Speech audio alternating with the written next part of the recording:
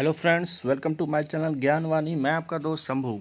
आज हम लोग बात करेंगे रूसी क्रांति 1917, जिसे बोल्शेविक क्रांति भी कहते हैं।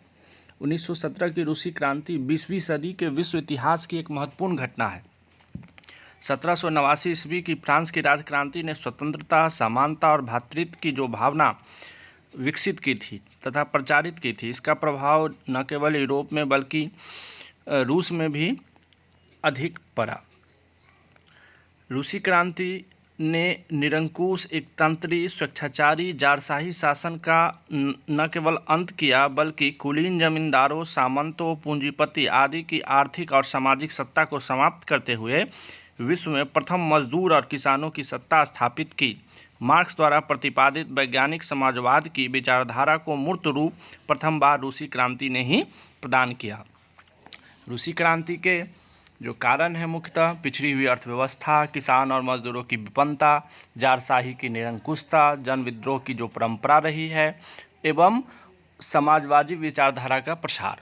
इसे हम बारी बारी से एक एक करके देखते हैं। पहला पॉइंट हम लोग बना सकते हैं निरंकुश एवं स्वेच्छाचारी जार का शासन। रूस में लंबे समय से निरंकुश जारशाही शासन था। रूस के स्वेच्छाचारी जार शासक राजत्व के दैवी सिद्धांत में विश्वास रखते थे। जार निकोलस द्वितीय जो प्रतिक्रियावादी निरंकुश शासन में विश्वास करता था, उसके प्रगतिशील प्रवृत्तियों के घोर दमन किया, प्रेस की स्वतंत्रता को समाप्त किया। उनकी जो पत्नी थी जरीना और रास्पुतीन ने निरंकुश शासन के पक्ष में कार्य किया। 19वीं सदी में यूरोप के देशों में महत्वपूर्ण राजनीतिक परिवर्तन हो रहे थे और वहां राजतंत्र की शक्ति सीमित कर संवैधानिक राजतंत्र अथवा गणतंत्र की स्थापना हो रही थी। ऐसी स्थिति में रूस के जारशाही की निरंकुशता जनता के लिए असहनीय हो रही थी और लोग उसका विरोध करने लगे। दूसरा पॉइंट देखते हैं अयोग्य एवं भ्रष्ट जारशाही। रूस में जारों ने जो नौकरशाही की स्थापना की थी वह अकुशल और जड़ थी। उच्च पदों पर कुलीन वर्ग जैसे सामंत, जमींदार की नियुक्ति की जाती थी, जो स्वयं भी स्वेच्छाचारी एवं निरंकुश शासन में विश्वास रखते थे। नौकरशाही वंशानुगत स्वरूप की थी। इस भ्रष्ट एवं अयोग्य नौकरशाही ने जनता को और भी आक्रोशित किया। अगला जो पॉइंट हम लोग देखते हैं वो है किसानों की दयनीय दशा। रूस एक कृषि प्रधान देश है और वहाँ की जनसंख्या बहुसंख्यक हिस्सा जो है वो कृषक ही है, लेकिन उनकी स्थिति निम्न हमेशा बनी रही। जार अलेक्जेंडर के द्वितीय के समय में यद्यपि 1861 ईस्वी में कृषि दासों की मुक्ति की घोषणा की गई, किंतु इसका व्यवहारिक जो है अप्लाई नहीं हुआ। अभी भी 67% भूमि कुलीन जमींदारों के हाथों में थी तथा 13% भूमि चर्च एवं धार्मिक पुजारियों के अधिकार में थी, अर्थात लगभग 80%। बहुसंख्यक किसान भूमिहीन थे। भूमिहीन को जमींदारों की भूमि पर कार्य करना पड़ता था। जमींदार उनसे बेगारी लेते थे, जिसे कोरबी कहा जाता था। ऐसी स्थिति में किसानों में असंतोष व्याप्त हुआ और क्रांतिकारी समाजी दल का जो गठन हुआ था उसने कृषकों का स्थिति का लाभ उठाकर इन्हें शासन के विरुद्ध खड़ा कर दिया। अगला जो हम लोग देखते हैं श्रमिकों की हीन दशा या दयनीय दशा।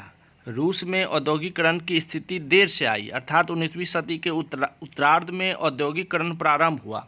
इस औद्योगिकरण के लिए पूंजी प्रायः विदेशों से आई और विदेशी पूंजीपतियों ने मुनाफे को प्रमुखता दी और मजदूर के हितों को नज़रअंदाज किया। ग्रामीण क्षेत्रों में व्याप्त भुखमरी, बेरोजगारी की स्थिति दिन प्रतिदिन खराब होती चली गई। दूसरी ओर श्रमिक के घंटे निश्चित नहीं थे, मजदूरी निश्चित नहीं थी, शारीरिक क्षतिपूर्ति का कोई प्रावधान नहीं था। श्रमिकों के आवास, सफाई, स्वास्थ्य, शिक्षा, मनोरंजन इत्यादि का कोई उचित प्रबंध नहीं था। उन्हें मजदूर संघ स्थापित करने की इजाज़त नहीं थी। कुल मिलाकर उनकी दशाएं काफ़ी दयनीय से, इससे असंतोष बढ़ा। अगला कारण हम लोग देख सकते हैं सामाजिक एवं आर्थिक असमानता। तो कैसे था ये? 1789 की जो फ्रांसीसी क्रांति के पूर्व जिस प्रकार फ्रांस में सामाजिक एवं आर्थिक असमानता व्याप्त थी, लगभग वैसी ही स्थितियाँ इस समय रूस में मौजूद थी। रूसी समाज मुख्यतः दो असमान वर्गों में विभाजित था। प्रथम विशेषाधिकार वर्ग और दूसरा अधिकार विहीन वर्ग। पहले वर्ग में कुलीन, भूस्वामी, जार के कृपा पात्र, बड़े पूंजीपति इत्यादि सम्मिलित थे। तो दूसरे अधिकार विहीन वर्ग में कौन कौन थे? तो किसान थे, मजदूर थे, मध्य वर्ग थे, शिक्षक थे, बुद्धिजीवी थे इत्यादि थे। और जो है यह जो व्यवस्था थी यह काफ़ी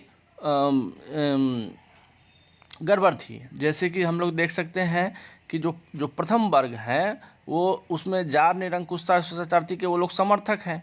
उत्पादन के साधन पर जैसे भूमि है, खान है, कारखाना है, इस पर उन्हीं का जो है अधिकार होता था। और जबकि जो अधिकार विहीन वर्ग जो हैं वह उच्च वर्गों से इस सब के लिए वो घृणा करते थे। इससे जो है सामाजिक आर्थिक विषमता बढ़ी और आर्थिक विषमता बढ़ने से जो है सामाजिक आर्थिक विचारधारा लोकप्रिय होने लगा। अगला जो हम लोग पॉइंट देखते हैं वो समाजवादी विचारधारा का विकास। इसको भी हम लोग इसी संदर्भ में देख लेते हैं कि रूस में भी औद्योगिक क्रांति के पश्चात समाजवादी विचारधारा का प्रसार होने लगा था। फलस्वरूप सोशल डेमोक्रेटिक पार्टी 1898 ईस्वी में स्थापित हुई तथा सोशलिस्ट रेवोल्यूशनरी पार्टी 1902 ईस्वी में स्थापना हुई। सोशलिस्ट रेवोल्यूशनरी पार्टी किसानों को संगठित कर क्रांति लाना चाहती थी, जबकि सोशल डेमोक्रेटिक पार्टी जो थी वो सर्वहारा वर्ग को क्रांति का मुख्य आधार मानती थी, कृषक को नहीं। इसलिए जो सोशल डेमोक्रेटिक पार्टी है 1903 ईस्वी में ये दो भागों में विभाजित हो जाती है। एक का नाम बोल्शेविक, दूसरा का नाम मेनशेविक। ठीक है। और जो मेनशेविक है वो मार्क्स के सिद्धांतों पर विश्वास करते हैं, उसके साधनों पर नहीं। लेकिन बोल्शेविक जो है इसके जस्ट विपरीत है। अगला जो हम लोग कारण देखते हैं वो 7वां नंबर सांस्कृतिक कारण। जार की रूसीकरण की नीति। ये क्या थी?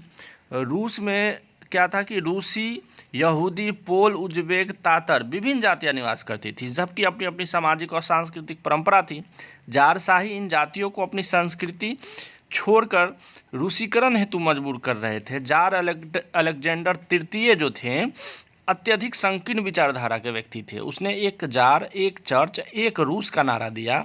फलतः गैर रूसी जातियां जो थी वो जारशाही की कट्टर विरोधी बन गई। अगला जो कारण हम लोग देखते हैं बौद्धिक कारण। प्रगतिशील चेतना का विकास कैसे हो रहा था रूस में? उपन्यास और नाटकों के माध्यम से जो है राजनीतिक, सामाजिक, आर्थिक, सांस्कृतिक संरचना पर तीखी टिप्पणी की जा रही थी। इससे जो है रूस में जो है चेतना का विकास हो रहा था। जैसे कि टॉलस्टॉय हैं, तुर्गनेव है, मैक्सिमम गोर्की हैं, चेखव हैं, दोस्तोयस्की हैं इत्यादि जो है उपन्यास और कहानी के माध्यम से जो है लोगों को जन जागृत कर रहे थे। टॉलस्टॉय ने जैसे वार एंड पीस जो है लिखा और उसके माध्यम से रूसी जनता के गौरव की जो है भावना जो है उसका प्रसार किया। और रूस जो है रूस पर आक्रमण किया था नेपोलियन ने, आपको याद होगा। तो और उसमें जो है रूस की विजय हुई थी पीछे हटने के कारण। तो ये जो प्रभाव हुआ था उसका उल्लेख कर जो है लोगों में जो है गौरव की भावना बढ़ाया। उसी प्रकार जो है गोर्की के बारे में जो है जो बोल्शेविक दल के सदस्य भी थे उन्होंने एक मदर पुस्तक लिखी थी और उसके माध्यम से जो सशक्त बुद्धिजीवी वर्गों का उदय हो रहा था। अगला जो कारण हम लोग देखते हैं रूस जापान युद्ध 1905 की क्रांति। काफ़ी फेमस क्रांति है, आप लोग पहले से भी इसको जानते हैं। 1905 में रूस जापान के बीच युद्ध में जो है रूस बुरी तरह पराजित हुआ। युद्ध में रूस की पराजय ने रूस की महानता की मिथ्या साबित कर दिया उसकी महानता को। रूस एशिया के एक छोटे से देश जापान से पराजित हो गया था। रूसी जनता अब खुलकर देश की दुरावस्था के लिए जारशाही को दोषी ठहराने लगी। इस पराजय ने रूस में पहली बार जनता को एक उदारवादी क्रांति के लिए प्रेरित किया, जिसकी प्रमुख मांग एक प्रतिनिधि सभा की स्थापना और शासन को उदार बनाना था। 9 जनवरी 1905 रविवार के दिन सेंट पीटर्सबर्ग की सड़कों पर मजदूरों का शांतिपूर्ण जुलूस जार के राजमहल की ओर प्रस्थान कर रहा था। शाही सेना मजदूरों के जुलूस का गोलियों की बौछार से स्वागत किया। हजारों मजदूर मारे गए। यह दिन इतिहास में खूनी रविवार के नाम से जाना जाता है। शांतिपूर्ण जुलूस पर जार के निर्मम दमन ने देश भर में जारशाही के विरुद्ध असंतोष की लहर पैदा कर दी। अतः जार निकोलस द्वितीय को प्रतिकूल परिस्थितियों में उनकी मांगों को स्वीकार करना पड़ा। प्रशासनिक सुधारों की घोषणा करनी पड़ी। रूस में पहली बार पार्लियामेंट की स्थापना हुई, जिसे ड्यूमा कहा जाता है। इस तरह जनता को लोकतांत्रिक स्वतंत्रता और नागरिक अधिकार प्रदान किया गया। किंतु ड्यूमा को जार द्वारा बार बार भंग कर दिया जाता था, जिसके कारण जो परिवर्तन हुए वो अस्थायी नहीं रह पाए। इस स्थिति में जो है जनता में आक्रोश की भावना बढ़ी। इसके बाद जो है अगला जो महत्वपूर्ण कारण है वो तात्कालिक कारण है। और प्रथम विश्व युद्ध में रूस की जो भागीदारी हुई थी, इसी को कहा जाता है। इसी के माध्यम से जो है बोल्शेविक दल क्रांतिकारी होते हैं और क्रांति करते हैं, और यही इसका 1917 के क्रांति का मुख्य कारण बन जाता है। जारशाही की साम्राज्यवादी महत्वाकांक्षा ने रूस को प्रथम विश्व युद्ध में ढकेल दिया। वस्तुतः 1914 में मित्र राष्ट्रों की ओर से उसने भागीदारी निभाई।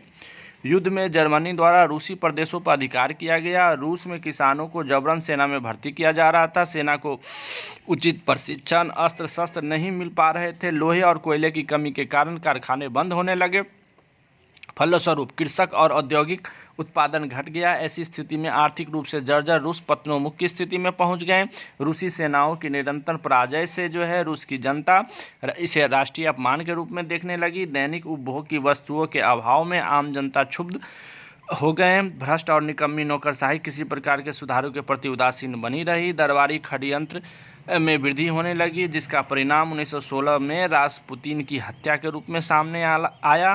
कुल मिलाकर जारशाही और उसका दरबार बिखरने के कगार पर पहुंच गया। सभी को अपने कष्टों का कारण शासन की अयोग्यता में नजर आ रहा था। इस प्रकार जो है प्रथम विश्व युद्ध की घटना ने जो है इसको और ज़्यादा तीव्र कर दिया। इसी में एक घटना घटित हो जाती है। जनवरी 1917 में खूनी रविवार की 12वीं सालगिरह के मौके पर 1.5 लाख मजदूर हड़ताल की। असहनीय आर्थिक परेशानियों के दबाव में मजदूर संघर्ष बढ़ने लगा। मार्च तक प्रायः सभी प्रमुख कारखानों में हड़ताल हो गई। 7 मार्च 1917 रूसी पंचांग के अनुसार 22 फरवरी को पेट्रोगार्ड सेंट पीटर्सबर्ग की सड़कों पर भूख और ठंड से ठिठुरते हुए मजदूरों ने रोटी की मांग के साथ जुलूस निकाला और दुकानों को लूटना आरंभ कर दिया। सेना ने भीड़ पर गोली चलाने से इनकार कर दिया और वह भी मजदूर से जा मिली। मजदूर और सैनिकों ने मिलकर एक क्रांतिकारी सोवियत परिषद का गठन किया। शासन के वास्तविक अधिकार इस परिषद ने अपने हाथ में ले लिया और ड्यूमा के सदस्यों के साथ मिलकर अस्थायी सरकार गठित की। ड्यूमा के समाजवादी क्रांतिकारी दल के नेता अलेक्जेंडर केरेंस्की ने अंततः मंत्रिमंडल का गठन किया। इसी के साथ रूस में 300 वर्षों से शासन कर रहे रोमानोव राजवंश का अंत हो गया। किंतु यह भी एक अधूरा ही रहा। क्यों? क्योंकि यह है फरवरी मार्च की घटना, और अक्टूबर में फिर से क्रांतिकारी हुई जिसको बोल्शेविक क्रांति कहते हैं। वो क्यों हुआ कि केरेंस्की के नेतृत्व में अस्थायी सरकार तो बन गई, लेकिन इसमें भी इसने क्या किया, जमींदार, उद्योगपति, पूंजीपति को ही सम्मिलित किया। ठीक है, और अपने हितों को जो है ध्यान में रखकर नीतियों का निर्माण करने लगा, और इससे जो है असंतोष व्याप्त हुआ। अप्रैल 1917 में लेनिन स्विट्जरलैंड से वापस रूस लौटा और उसने सारी सत्ता सोवियत अर्थात किसान और मजदूरों की सहकारी संगठन को शांतिपूर्वक हस्तांतरित करने का नारा दिया। लेनिन और बोल्शेविक की मांग थी कि रूस प्रथम विश्व युद्ध से हट जाए, उद्योगों पर मजदूरों का नियंत्रण हो और जोतने वाले को जमीन दे दी जाए। अस्थायी सरकार युद्ध रोकने के पक्ष में नहीं थी, वो मित्र राष्ट्रों के द्वारा सहयोग से लड़ना चाहती थी। अस्थायी सरकार की जनविरोधी नीतियों के कारण मजदूर और किसानों में असंतोष बढ़ने लगा। मजदूर और सैनिक की भीड़ ने पेट्रोग्राड की सड़कों पर निकलकर सारी सत्ता सोवियतों को सौंपने की मांग की, किंतु केरेंस्की ने इस शांतिपूर्ण जुलूस पर गोलियां चलवा दी। बोल्शेविक के नेता जब लेनिन ने देखा कि किसान, मजदूर और सैनिक क्रांति के पक्ष में है, तो उसने 25 अक्टूबर 1917 को क्रांति की घोषणा की, जिसके पश्चात बोल्शेविकों ने पेट्रोग्राड की सरकारी इमारतों, रेल स्टेशनों, डाक तार घरों, बैंकों पर अधिकार कर लिया। 26 अक्टूबर 1917 को बोल्शेविकों ने जार के भूतपूर्व महल, जहां अस्थायी सरकार कार्यरत थी, पर आक्रमण कर अधिकार कर लिया। केरेंस्की राजधानी छोड़कर भाग खड़ा हुआ एवं अन्य मंत्रियों को बंदी बना लिया गया। उसी दिन बोल्शेविकों ने घोषणा की कि अंतरिम सरकार का शासन समाप्त कर दिया गया है और लेनिन के नेतृत्व में जन कॉमिसर, जिसको जन मंत्रिमंडल भी कहा जाता है, का गठन किया गया है। लेनिन इसके सभापति और ट्राटस्की जो है इसके युद्ध मंत्री और चिचरिन इसके विदेश मंत्री नियुक्त किए गए। इस प्रकार लेनिन के नेतृत्व में अक्टूबर-नवंबर 1917 की रूस की बोल्शेविक क्रांति सफल हो गई। यही रूसी क्रांति के कारण हैं। अब अगले वीडियो में हम लोग परिणाम की चर्चा करेंगे। Thank you.